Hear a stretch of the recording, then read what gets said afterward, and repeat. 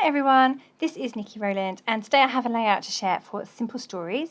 I'm using the really very beautiful Simple Vintage Winter Woods collection, which is stunning. The colours are just soft and beautiful and pretty, and it's not sparkly, but it almost feels like it is, even though it isn't, because it has those kind of colours. It really, you can just imagine a winter scene and it all sparkling. Okay, so I thought I would try and use the stencil. I'm not brilliant at mixed media these days. It's just a little bit out of my comfort zone.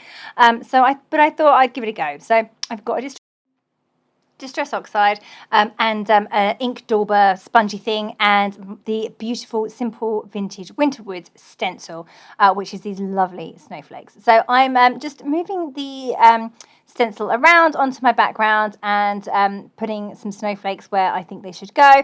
I was kind of aiming for like a kind of circle central area in the middle, and that's where I'm going to then build my layout on top of. This stencil is so pretty. It has the snowflake, but it also has little dots and things going through it. It's just, yeah, it's super duper lovely. So there we go. You can see that that's coming together nicely. Of course, at the end of it, I kind of end up covering most of that up. That just seems to be what happens whenever I do mixed media, probably most people as well. Yeah, so basically it ended up being kind of like a glow from behind my main layout in the end. But yeah, I think it was worth it. It was a very pretty stencil, really gorgeous. So now I've just got some of the papers from the 6x8 paper pad, and I have punched a whole load of snowflakes. You can see those there. And then I'm just playing around with some layouts, or how I should arrange this onto my layout. I've got the snowflakes in the background, and I was worried that then the snowflakes punched out then just didn't really look right. They didn't match because my punch is not the same as the stencil, obviously. So it just didn't quite look right. So it took me a little while to decide what I was going to do. I really liked this idea of having the two photos together and on top of one of the chipboard clusters, because the chipboard clusters really are one of my favourite things to use in these collections. But then that didn't really look right. And then I've just now trying a more central design, which works a lot better. However, I feel like I need to lose a photo. So sorry, boys, only one photo made it onto the layout, but that's okay. I'm pretty sure I can use them elsewhere. So I've just gone for the one photo, and I've got my chipboard cluster as a layer behind it, and then I'm going to obviously build on top of that. Then I'm arranging the snowflakes around the layout as well, so some around on the snowflake stenciled background and some coming out further from that. And then I'm thinking maybe I'll do them all in a kind of like a vertical design, yeah, it takes me a little while to become happy with the layout, but I'm pretty happy with how this is looking right now. Yeah, it's all coming together well, and yeah, I'm pretty happy with how that's looking. So just going to now just spend a bit of time getting everything stuck down and adding all the other bits and pieces in.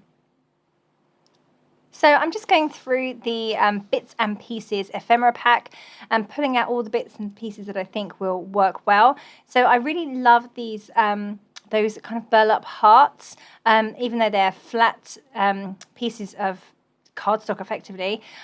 They look like they have a real dimension to them. They look like they're kind of puffy. I think that's so clever. I really love them. So I've pulled those two out. I've pulled in a title there, but in the end I decided that's no good. I chose a different one instead. I've got Chill Bingo card in pink behind the photo, and on top of the pink chipboard cluster. And then I decided to use this Frosty. So basically I wanted this layout to feature some of the other colours in the collection. So rather than just all being like shades of one colour, I wanted to bring in the blues and the pinks.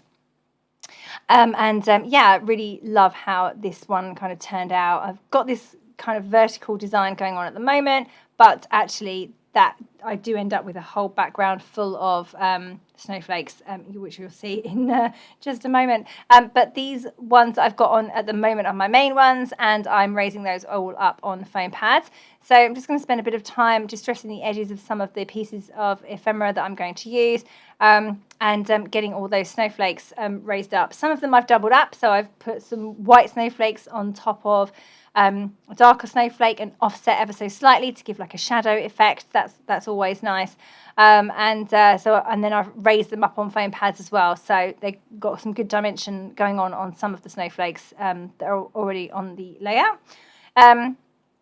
Just going to add some enamel dots, very pretty enamel dots, to the middles of those snowflakes that I've got stuck down already. And like I said, I do go a bit crazy with the snowflakes in a bit, because I thought, I just decided, my initial idea when I started this layout was that I'd have snowflakes everywhere, all over the background. And as I tried to build the layout, I didn't like it.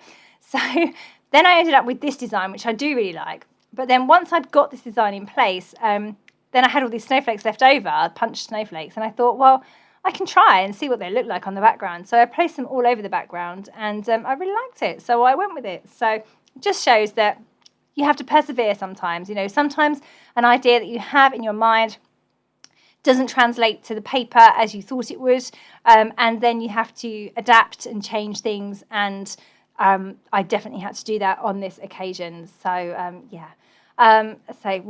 it doesn't all, not everything comes, you know, I'm not one of these people who just sits down and knows instantly where everything's going. I have to kind of play around with it for a bit first, and say more often than not my initial idea doesn't translate as I thought it would.